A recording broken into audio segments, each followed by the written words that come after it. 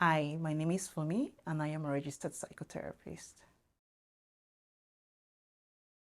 Coming to therapy, it's not a form of weakness. It's a form of great strength because it shows that, I have enough courage to acknowledge to myself that, yes, I'm human and yes, I do love myself, but at the same time, I recognize that there are areas that need improvement.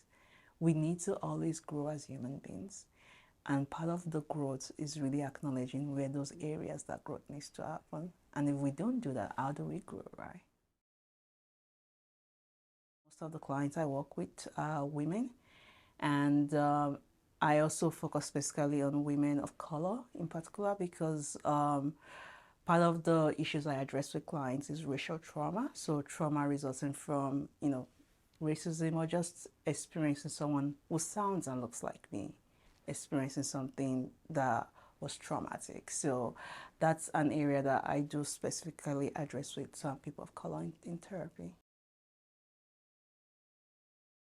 There are different types of trauma, and for me, the main focus actually for my work is relational trauma.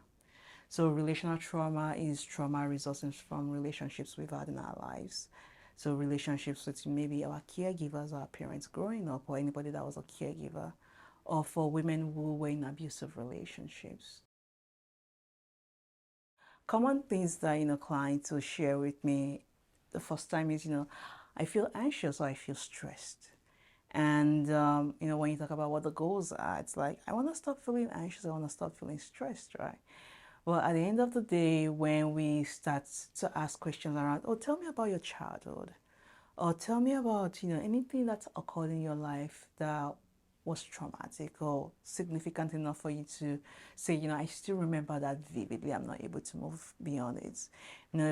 You begin to realize that, it's not just anxiety, it's not just stress, that the anxiety or stress is, part of the original issue, or an expression of that issue.